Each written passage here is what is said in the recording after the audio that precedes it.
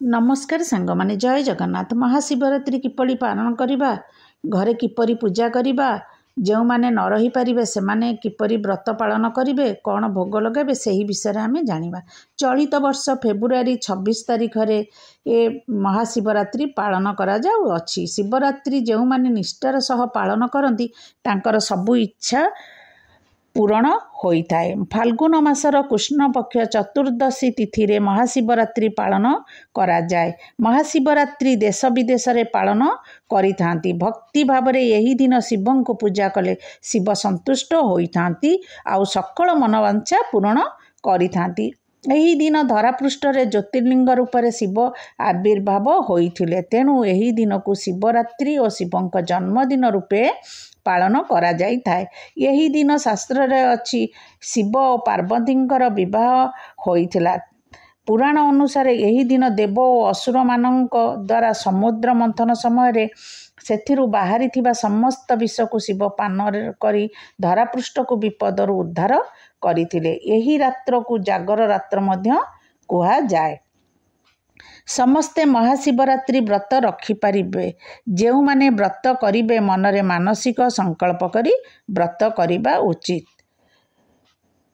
यही दिन निर्जल उपवास करी व्रत करी थांती। केही केही फलाहार मध्य करि पारिबे, कारण आजिकाली तो समस्त को बेमार घारिलाणी, तेणु समस्ते उपवास रही ए व्रत करि पारिबे नाही। तेणु फलाहार करी मध्य निष्ठार सहित पूजा कले मध्य शिव संतुष्ट होइथांती। पणा पानी मध्य पी ओषा करि पारिबे। जो माने उपवास रही पारंती नाही से माने सात्विक भोजन करी मध्य पूजा करि पारिबे। केवल मनरे भक्ति रहिबा निहाती आवश्यक। वर्ष सारा शिवं को पूजा करी जेउ फल मिले एही गोटिए दिन शिवं को पूजा करी व्रत कले ताठरू अधिक फल मिली थाए। शिवरात्रि दिन जलाभिषेक करिबा अत्यंत शुभ होइथाए। बेलपत्र बिना शिवं को पूजा असंभव होइथाए। से दिन सकाळु उठी स्नान सारी तुलसी चौरा पूजा करी सूर्य को अर्घ्य देई घरे ठाकुर को पूजा करी सारिबा परे मंदिर जाई सेठारे शिवं को जलाभिषेक करिबे, प्रभुंक आराधना करिबे, बेलपत्र चढ़ाइबे, फल फूल मध्य सेठारे अर्पण करिबे। जो माने निर्जला व्रत रखती से माने दिन सारा पानी मध्य पियंती नाही। राति रे महादीप उठिला परे व्रत समापन करी पानी पणा पी थांती। यही व्रत को जागर व्रत कहती। राति सारा उजागर रही मंदिर रे दीप जाली थांती। जो माने मंदिर रे बसी दीप जाली बसी पारंती नाही से माने मंदिर जाई पूजा करी आसी घरे ठाकुर पाखे दीप जाली बसी पारिबे। दीप जालिला बेले दीप तले अरुआ चाउल देबे, नहले फूल देबे, तापरे राशि तेल नहले घिओ देई घिओ दीप जाली पारिबे। दीप पाखे शिव चालीसा, शिव स्तुति, शिवंकर सहस्र नाम पाठ करिबे। जदि कौनसी पाठ चालीसा किछि आसुनी किंबा बही नाही तेणु ओं नमः शिवाय ओं नमः शिवाय जप मध्य करि पारिबे। महादीप उठिला परे तापर दिन सकाळु स्नान सारी सूर्य को अर्घ्य देई सूर्य को दर्शन करी भोजन करिबे। आ जो माने मंदिर न जाई घरे पूजा करिबे से माने कौन करिबे ना संध्या समय रे मंदिर रे दर्शन सारी भोग करी सारी घरे गोटिए थाली नेबे। सेही थाली रे छोटिया शिवलिंग थिले ठीक नहले फटटे मध्य रखी पारिबे।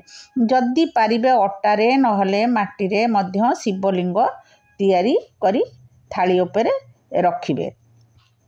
ताकू पंचामृत रे शिवं को स्नान करी जलाभिषेक रे मध्य स्नान करिबे। तापरे चंदन सिंदूर लेप देबे, फूल हार देबे, पैताटिए देबे, आउ धला वस्त्र शिवंकर प्रिय धला वस्त्रटे देबे, फूल रे सजाई देबे, बेलपत्र देबे। जेतिकी विषाक्त फूल शिवंकर सबुठु अति प्रिय होइथाए।